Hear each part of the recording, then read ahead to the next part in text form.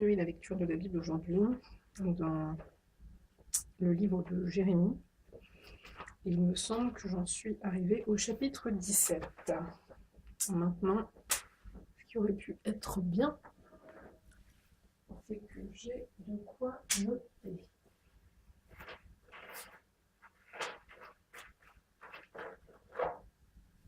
Ok, alors, le péché de Judas est écrit avec un burin de fer, avec une pointe de diamant. Il est gravé sur la table de leur cœur et sur les cornes de vos autels. Comme ils pensent à leurs enfants, ainsi pensent-ils à leurs autels, et à leurs idoles d'Astarté, près des arbres verts, sur les collines élevées.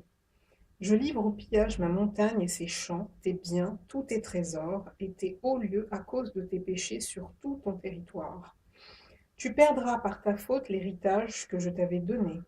Je t'asservirai à ton ennemi dans un pays que tu ne connais pas, car vous avez allumé le feu de ma colère, et il brûlera toujours. Ainsi parle l'Éternel. Deux points. Maudit soit l'homme qui se confie dans l'homme, qui prend la chair pour son appui et qui détourne son cœur de l'Éternel.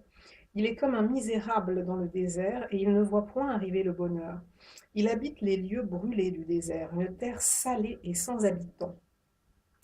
Béni soit l'homme qui se confie dans l'Éternel et dont l'Éternel est l'espérance. Il est comme un arbre planté près des eaux et qui étend ses racines vers le courant. Deux points. Il n'aperçoit point la chaleur quand elle vient, et son feuillage reste vert. Dans l'année de la sécheresse, il n'a point de crainte, et il ne cesse de porter du fruit. Le cœur est tortueux par-dessus tout, et il est méchant. Qui peut le connaître? Moi, l'Éternel, j'éprouve le cœur, je sonde les reins, pour rendre à chacun selon ses voies, selon le fruit de ses œuvres. Comme une perdrix qui couve des œufs qu'elle n'a point pondus, tel est celui qui acquiert des richesses injustement. Au milieu de ses jours, il doit les quitter, et à la fin, il n'est qu'un insensé. Il est un trône de gloire élevé dès le commencement, c'est le lieu de notre sanctuaire. Toi qui es l'espérance d'Israël, ô Éternel, tous ceux qui t'abandonnent seront confondus. Ceux qui se détournent de moi seront inscrits sur la terre.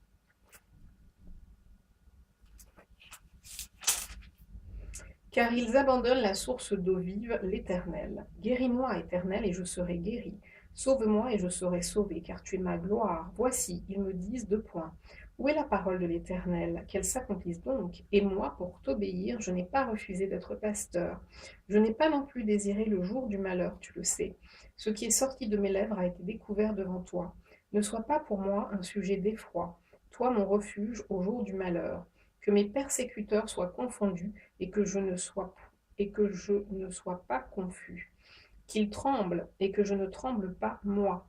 Fais venir sur eux le jour du malheur, frappe-les d'une double plaie.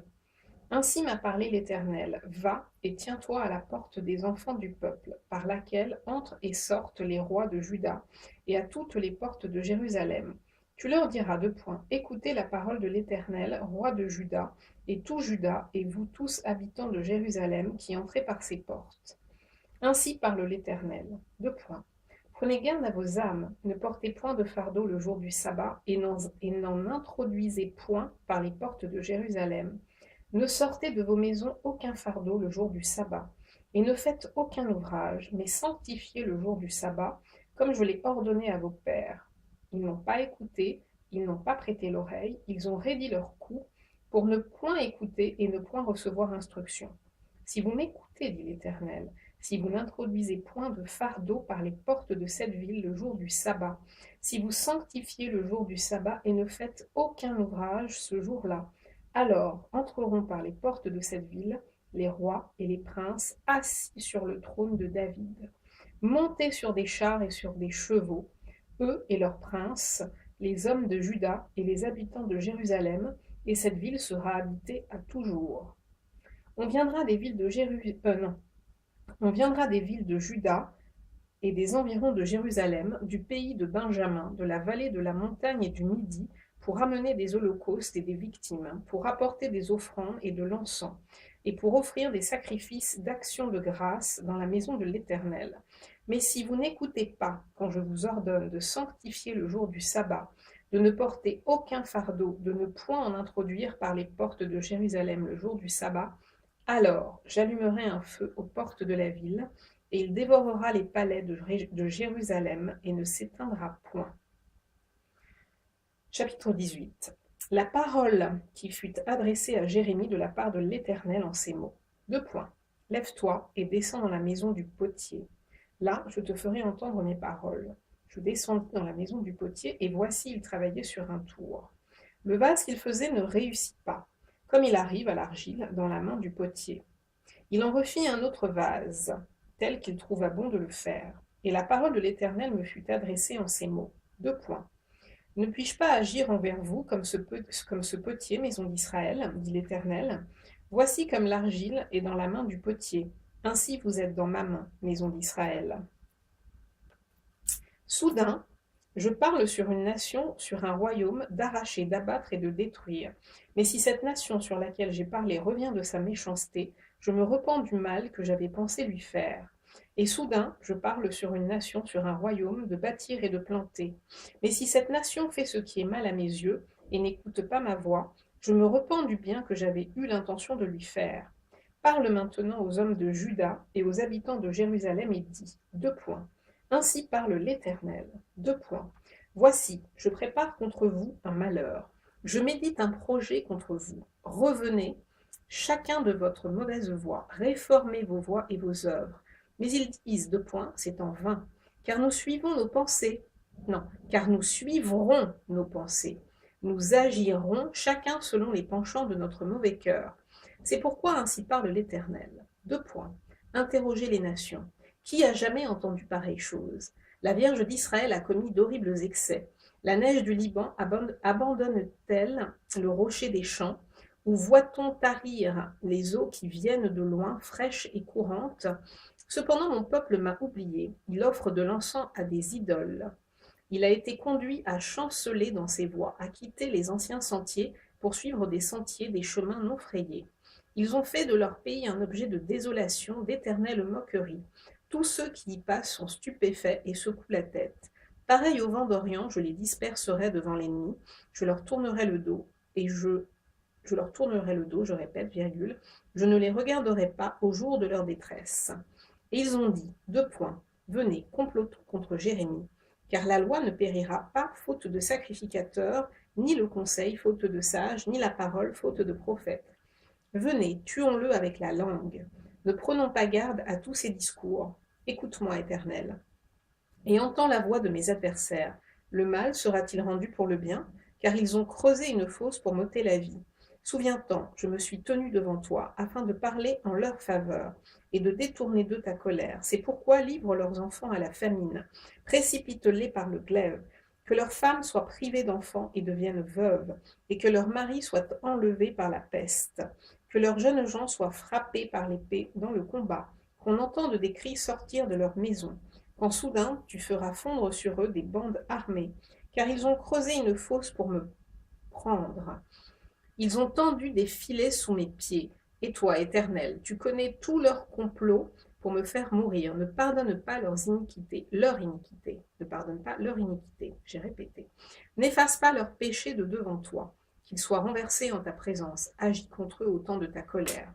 Chapitre 19. Ainsi a parlé l'Éternel. Deux points. Va, achète d'un potier un vase de terre et prends avec toi des anciens du peuple et des anciens des sacrificateurs. Rends-toi dans la vallée de Ben-Hinnom, qui est à l'entrée de la porte de la poterie, et là tu publieras les paroles que je te dirai.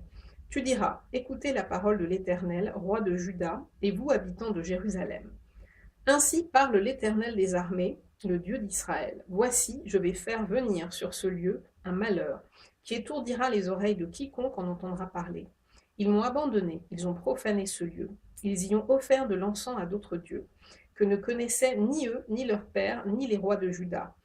Et ils ont rempli ce lieu de sang innocent. Ils ont bâti des hauts lieux à Baal, pour brûler leurs enfants au feu en holocauste à Baal, ce que je n'avais ni ordonné ni prescrit, ce qui ne m'était point venu à la pensée. C'est pourquoi voici, les jours viennent, dit l'Éternel, où ce lieu ne sera plus appelé Tophet et vallée de Ben-Hinnom, mais où on mais où on l'appellera vallée du carnage. J'anéantirai dans ce lieu le conseil de Juda et de Jérusalem. Je les ferai tomber par l'épée devant leurs ennemis, et par la main de ceux qui en veulent à leur vie. Je donnerai leurs cadavres en pâture, aux oiseaux du ciel et aux bêtes de la terre. Je ferai de cette ville un objet de désolation et de moquerie. Tous ceux qui passeront près d'elle seront dans l'étonnement et siffleront sur toutes ses plaies. Je leur ferai manger la chair de leurs fils et la chair de leurs filles, et les uns mangeront la chair des autres, au milieu de l'angoisse et de la détresse où les réduiront leurs ennemis et ceux qui en veulent à leur vie. Tu briseras ensuite le vase sous les yeux des hommes qui seront allés avec toi, et tu leur diras, ainsi parle l'Éternel des armées. C'est ainsi que je briserai ce peuple et cette ville, comme on brise un vase de potier, sans qu'il puisse être rétabli. Et l'on enterrera les morts à Tophet, par défaut de place pour enterrer. C'est ainsi que je ferai à ce lieu, dit l'Éternel, et à ses habitants. Et je rendrai cette ville semblable à Tophet. Les maisons de Jérusalem et les maisons des rois de Juda seront impures comme le lieu de Tophet. Toutes les maisons sur les toits desquelles on offrait de l'encens à toute l'armée des cieux, et on faisait des libations à d'autres dieux. Jérémie revint de Tophet, où l'Éternel l'avait envoyé prophétiser. Puis il se tint dans le parvis de la maison de l'Éternel, et il dit à tout le peuple, 2 points. Ainsi parle l'Éternel des armées, le Dieu d'Israël. 2 points. Voici, je vais faire venir sur cette ville, et sur toutes les villes qui dépendent d'elle, tous les malheurs que je lui ai prédits, parce qu'ils ont raidi leur cou pour ne point écouter mes paroles. Chapitre 20. Pachour, fils d'Imer, sacrificateur et inspecteur en chef dans la maison de l'Éternel, entendit Jérémie qui prophétisait ces choses. Et Pachour frappa Jérémie le prophète et le mit dans la prison qui était à la porte supérieure de Benjamin, dans la maison de l'Éternel. Mais le lendemain, Pachour fit sortir Jérémie de prison, et Jérémie lui dit, 2 points. Ce n'est pas le nom de Pachour que l'Éternel te donne, c'est celui de Magor Missabib, ce qui veut dire terreur tout autour. Car ainsi parle l'Éternel, 2 points. Voici, je te livrerai à la terreur, toi et tous tes amis. Ils tomberont par l'épée de leurs ennemis, et tes yeux le verront. Je livrerai aussi tout Juda entre les mains du roi de Babylone, qui les emmènera captifs à Babylone et les frappera de l'épée. Je livrerai toutes les richesses de cette ville, tout le produit de son travail, tout ce qu'elle a de précieux. Je livrerai tous les trésors des rois de Juda entre les mains de leurs ennemis, qui les pilleront, les enlèveront et les transporteront à Babylone. Et toi, Pachour, et tous ceux qui demeurent dans ta maison, vous irez en captivité. Tu iras à Babylone, et là tu mourras.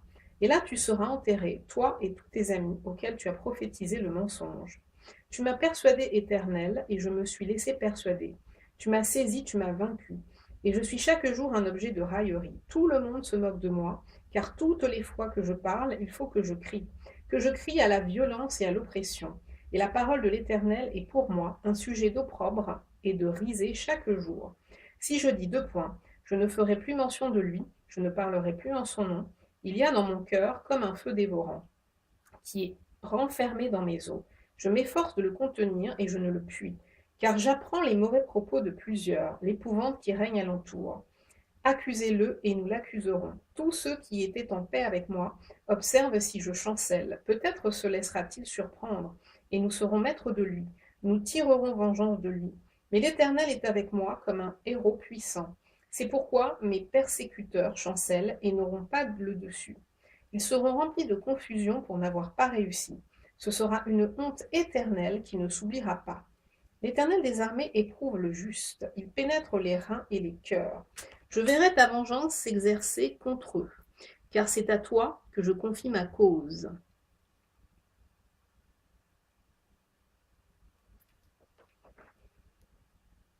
Chantez à l'Éternel, louez l'Éternel, car il délivre l'âme du malheureux de la main des méchants. Maudit soit le jour où je suis né, que le jour où ma mère m'a enfanté ne soit pas béni. Maudit soit l'homme qui porta cette nouvelle à mon père, il tenait un enfant mâle, et qui le combla de joie. Que cet homme soit comme les villes que l'Éternel a détruites sans miséricorde, qu'il entende des gémissements le matin et des cris de guerre à midi. Que ne m'a-t-on fait mourir dans le sein de ma mère? Que ne m'a-t-elle servi de tombeau? Que n'est-elle restée éternellement enceinte? Pourquoi suis-je sortie du sein maternel? Pour voir la souffrance et la douleur, et pour consumer mes jours dans la honte? Voilà, on va s'arrêter ici.